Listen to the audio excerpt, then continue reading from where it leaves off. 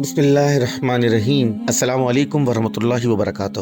آج کا وظیفہ دشمن کی دشمنی اور حاسد کے حسد سے بچاؤ اور ان کی زبان بندی کے متعلق ہے۔ یعنی آپ کا دشمن اور آپ اپنے حاسد کی زبان ایسی بند کر دیں کہ وہ آپ کے سامنے کچھ کر ہی نہ پائیں گے، آپ کو ان کے نقصانات سے بچاؤ ہوگا انشاءاللہ۔ دشمن جو ہے وہ فارسی زبان کا لفظ ہے جس کا مطلب ہے بدخواہ، عدو یا حریف، اور عربی میں اسے عدو کہتے ہیں۔ دشمن سے مراد وہ شخص یا گروہ ہے جو آپ کے خلاف بدنی، مالی یا مانوی طور پر برے ارادے رکھتا ہو، آپ کو نقصان پہنچانے کی کوشش کرے اور آپ کی کامیابیوں اور بھلائیوں کو ناپسند کرتا ہو۔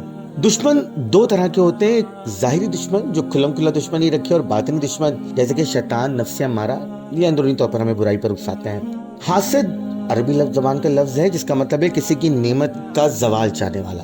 حسد کی تعریف یہ ہے کہ کسی دوسرے شخص کی نعمت کو اس طرح ناپسند کرنا کہ وہ نعمت اس سے چلی جائے، اس کے لیے بد دعا کرے۔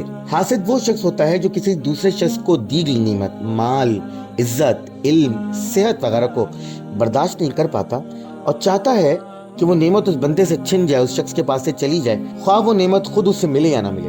قرآن مجید میں اللہ کریم سورہ نساء کی آیت نمبر 54 میں ارشاد فرماتا ہے،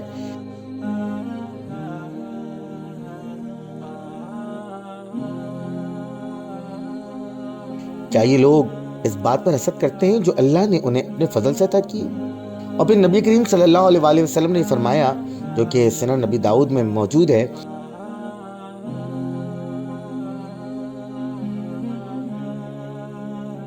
کہ تم حسد سے بچو کیونکہ حسد نیکیوں کو اس طرح کھا جاتا ہے جیسے آگ لکڑیوں کو کھا جاتی ہے۔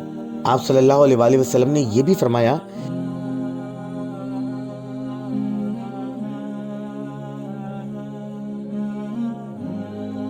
کہ جس چیز میں تو شک کرے اسے چھوڑ کر اس چیز کی طرف چل جس میں شک نہ ہو، کیونکہ سچائی اطمینان ہے اور جھوٹ شک ہے۔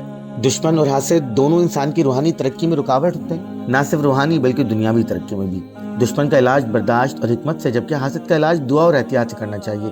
اللہ تعالیٰ نے ہمیں دونوں کے شر سے محفوظ رہنے اور ان کے دلوں سے دشمنی اور حسد کو نکالنے کے لیے بہت سے طریقے بتائے ہیں۔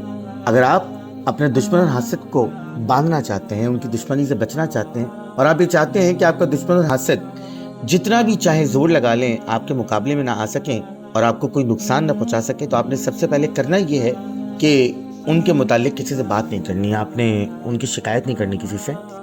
دوم یہ کہ آپ نے نماز عصر سے پہلے فجر کی نماز کے بعد، ظہر کی نماز کے بعد، عصر کی نماز کا ٹائم ختم ہونے سے پہلے جب بھی آپ کو وقت ملے، آپ نے سورہ بقرہ کی آیت نمبر 18، سورہ بقرہ آیت نمبر 18 جو آپ اپنی اسکرین پر ملاحظہ کر سکتے ہیں،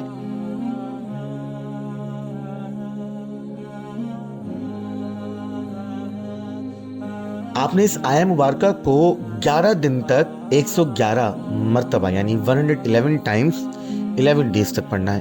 آخر میں آپ نے اپنے ہاتھ بلند کرنے ہیں اور اپنے دشمنوں کا، حاسدوں کا نام لے کر دعا کرنی ہے۔ اور جب بھی آپ کا ان سے آمنا سامنا ہو، کہیں بھی ملاقات ہو، چلتے پھرتے، اٹھتے بیٹھتے، کہیں بھی آپ کی ان سے ملاقات ہو جائے، تو آپ نے ان کے سامنے سایہ مبارکہ کا ورد شروع کر دینا ہے۔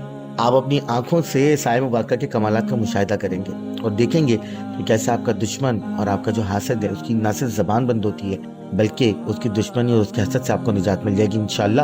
دعاؤں میں یاد رکھیے، چینل کو سبسکرائب کیجئے، شیئر کیجئے، لائک کیجئے۔ اگر آپ بھی چاہتے ہیں کہ آپ کے روحانی مسائل کا حل آپ کو بتایا جائے تو کامنٹ میں اپنے روحانی مسئلے کو پوچھ سکتے ہیں، اس پہ بھی انشاءاللہ ایک ویڈیو بنا دی جائے گی۔ السلام علیکم ورحمۃ اللہ وبرکاتہ۔